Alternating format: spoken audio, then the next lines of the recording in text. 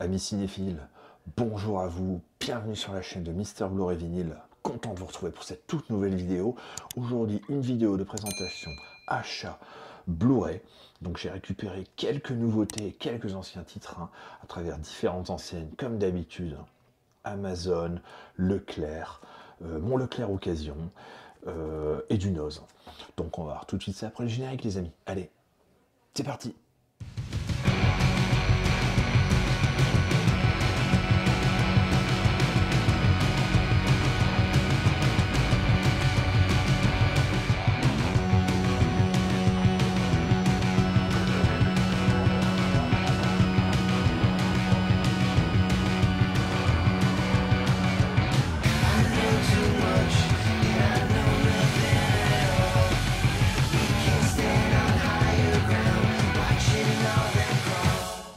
Avant de commencer cette vidéo, j'espère que vous avez passé un excellent Noël et que vous préparez à passer un super réveillon, que vous avez été très sage et que le Père Noël vous a apporté plein de super cadeaux, Blu-ray, vinyle, sous le sapin.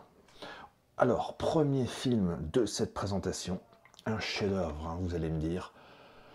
Gods of Egypt, non, non, loin de là, c'est un bon film pour moi, ce n'est pas une catastrophe, même si c'est loin, loin d'être le meilleur film d'Alex Proyas, je préfère The Crow, Dark City, même prédiction, de loin, mais celui-ci m'avait fait un petit effet à l'époque, je l'avais vu au cinéma, et du coup là je l'ai trouvé dans un Oz pour 2,99 €, donc j'ai décidé d'en faire l'acquisition, bon, un excellent casting, Nicolas Caster-Waldau et Gérard Butler, bon, c'est le côté ironique de la chose, je pense que vous l'aurez bien compris.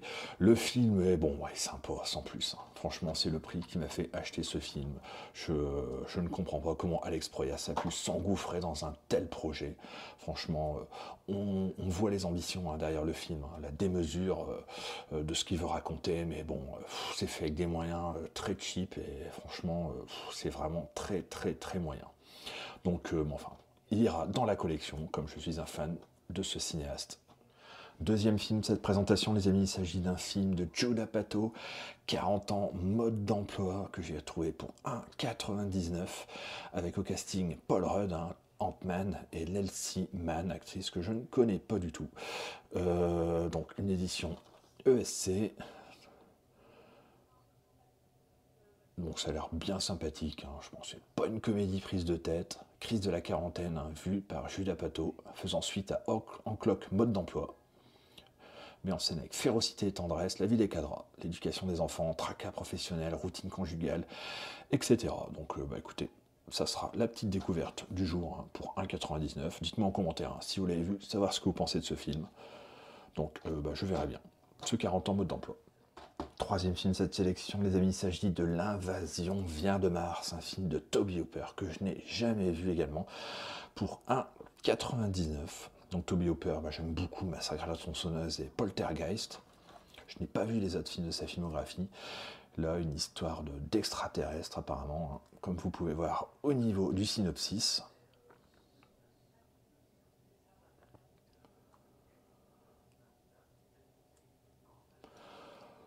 Donc on verra bien, bon, ça a l'air d'être un petit film d'horreur quand même relativement mineur, mais bon, je pense que ça vaut le coup d'œil, malgré tout.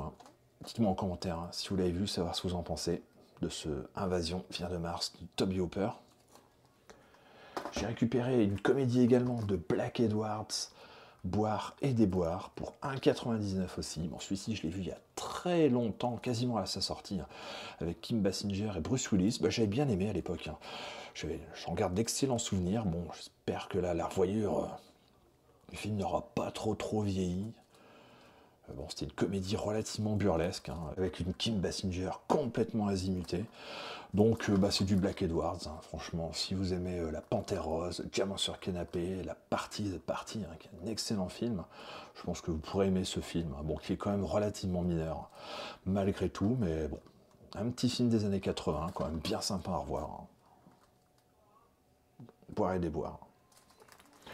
J'ai récupéré également un gros film d'action asiatique, The Raid, Enfin, asiatique, oui et non, parce qu'il est réalisé par Gareth Evans, pardon, ne pas confondre avec Gareth Edwards, un réalisateur de Rogue One et de Creator là dernièrement, donc de Gareth Evans, qui est un réalisateur anglais ou américain, je ne sais plus exactement.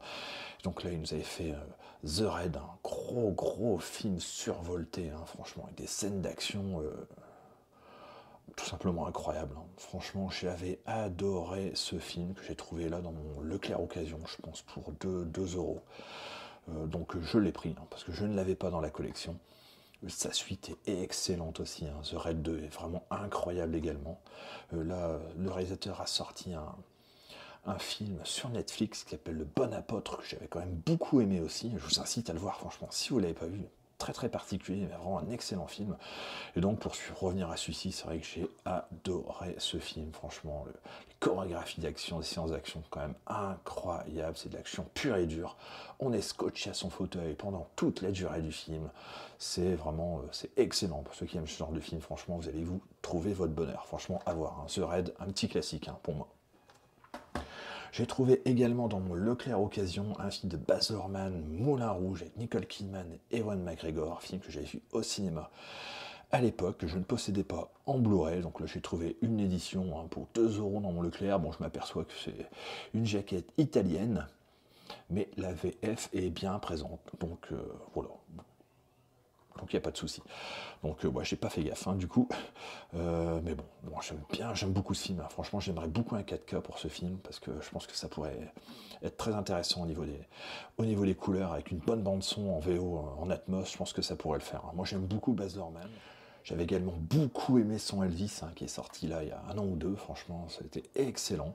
Donc n'hésitez pas à voir Moulin Rouge, hein, si vous ne l'avez pas vu, franchement, c'est un excellent film musical, hein, avec plein de musiques réinterprétées à la sauce Baz Luhrmann, franchement super dynamique, peut-être trop, hein, pour certains au niveau de la mise en scène, hein. Parfois c'est un peu épileptique, mais enfin moi j'aime beaucoup son cinéma, donc je vous conseille de voir Moulin Rouge, hein, si vous ne l'avez pas vu. J'ai récupéré également, là c'est une nouveauté, un film de Wes Anderson. Alors là c'est pareil avec ce cinéaste, hein, soit ça passe, soit ça casse. Moi j'adore son univers, j'adore sa façon de filmer, franchement c'est toujours très intéressant. Et là j'ai récupéré son Asteroid City, hein, dans l'édition collector, hein, de chez Fnac, je crois, parce qu'elle était sortie qu'à la Fnac. Moi, je l'ai trouvé dans un Leclerc, donc incompréhensible, parce que je sais que normalement, il sort uniquement en boîtier amarré, hein, comme ceci. Et là, l'édition Fnac, il y a des cartes postales également, avec le Blu-ray. Donc, bien content d'avoir récupéré cette édition pour le même prix. Donc, avec un petit fourreau, hein, comme vous pouvez voir. Donc, voilà, au niveau du boîtier, à quoi il ressemble. Bon, je ne vais pas l'ouvrir là, hein, mais regardez un petit peu ce qu'il y a dedans. Des photos, quelques bonus, hein. Moi j'ai adoré Wes Anderson, je l'ai vu au cinéma, franchement je suis un fan inconditionnel du réalisateur. Et là ce film-là aborde pas mal de thématiques franchement intéressantes, hein. Bon, on va pas les expliquer ici, je pense que ça prendrait trop de temps, mais franchement je vous incite à voir ce film si vous ne l'avez pas vu. Pour moi c'est un petit bijou, hein.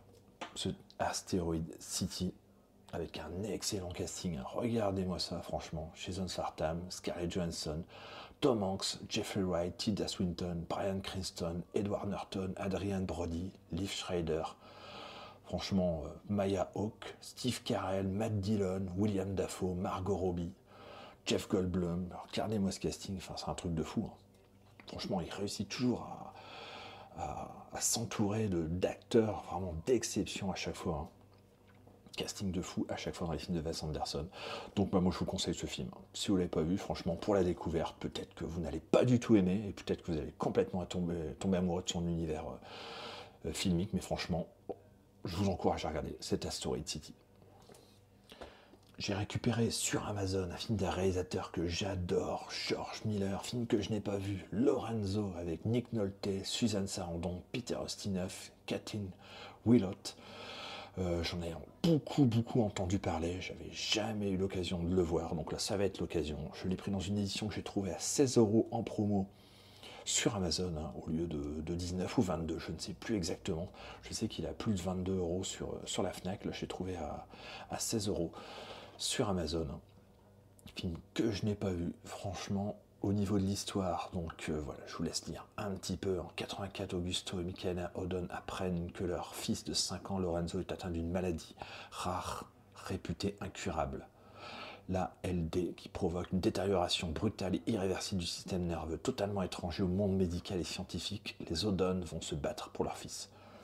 Donc un univers encore bien différent de ce qu'il fait d'habitude. Hein.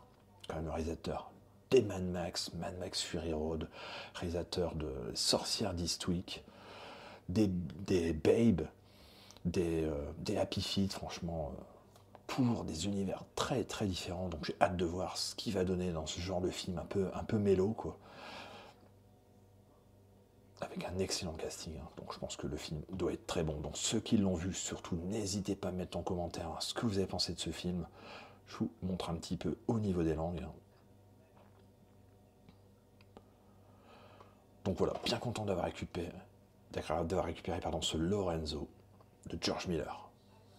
En attendant son Furiosa, hein, qui s'annonce à mon avis démentiel. Dernier film de cette présentation, les amis, et non des moindres. Alors là, c'est peut-être, je dois dire, c'est mon film préféré de l'année, mais il va être dans mon top 5, c'est sûr. Anatomie d'une chute. Mais alors, quelle claque ce film, franchement. Je l'ai loupé au cinéma, je devais le voir au cinéma. Je ne l'ai pas vu. Palme d'or du Festival de Cannes 2023. Il est nommé au Golden Globe aux États-Unis en tant que meilleur film réalisé par Justine Triet. Franchement, c'est une bombe atomique ce film. J'ai adoré. Alors, Anatomie d'une chute, pour ceux qui ne connaissent pas l'histoire, la voici. Sandra, Samuel et leur fils malvoyant de 11 ans, Daniel, vivent depuis 1 an loin de tout à la montagne. Un jour, Samuel est retrouvé mort au pied de la maison. Une enquête pour mort suspecte est ouverte. Sandra est bientôt inculpée malgré le doute. Suicide ou homicide? 1 an plus tard, Daniel assiste au procès de sa mère, véritable dissection du couple. Donc l'anatomie d'une chute, hein. Bon, il y a plusieurs sens au titre du film. Hein. La chute, parce que voilà, la chute du haut du balcon du mari. On ne sait pas par qui, qu'est-ce qui s'est passé. Et l'anatomie d'une chute, chute d'un couple. Hein. C'est vraiment une dissection de vie de couple. Hein. Tout simplement aussi, au niveau de ce film, franchement, ça aborde énormément de sujets. Moi, j'ai adoré. C'est vraiment un excellent film que je vous conseille de voir. Hein. Bon, 2h30. Faut s'y préparer, franchement.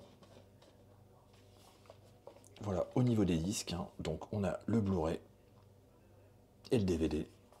Et ici, il y a plusieurs... Bon, il y a ceci, hein, qui donne quand même pas mal d'indices sur l'histoire. Bon, c'est une sorte de whodunit, hein, le film, quelque part, plus ou moins, on va dire. Mais jamais j'ai vu une étude de coupe aussi pointue. Franchement, c'est excellent. Bon, certains vont le trouver certainement féministe, woke, je ne sais pas, mais bon, moi franchement, j'ai adoré. Le film fait l'unanimité, hein. Allez voir au niveau d'halluciné, au niveau des notes, franchement, c'est assez hallucinant. Il a plus de 4,4 de moyenne, aussi bien spectateurs que presse, donc généralement, quand ils se mettent d'accord, c'est que le film en vaut la peine. Donc voilà le film, hein. Franchement, je vous incite à le voir. Hein. C'est une petite merveille. Hein. Tout simplement, cette anatomie d'une chute de Justine, hein, c'est une Française, hein, Justine Triet. Au niveau des compléments, regardez un petit peu ce qu'on trouve, des scènes coupées et alternatives, commentaires de la réalisatrice, anatomie d'un scénario, anatomie d'un film, entretien avec Swan Arlo et Milo Shadow-Kraner, entretien avec Antoine Reinhardt et Vincent Courcelles-Labrousse, avocat et conseiller juridique sur le film, anatomie d'un procès, super, franchement ces scènes-là, c'est quand même assez incroyable. L'écriture, magnifique, hein. Franchement au niveau des dialogues et tout, c'est mortel, mortel. Casting, répétition, tournage, enfin voilà, excellent, franchement, je vous conseille ce film. Si vous n'avez pas vu Anatomie d'une chute, foncez.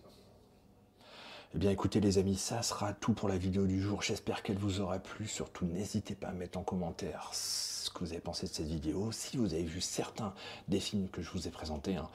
Et puis n'hésitez pas à liker, partager, inondez-moi de commentaires comme d'habitude. Et nous on se retrouve très prochainement pour de prochaines vidéos. Allez, ciao les amis.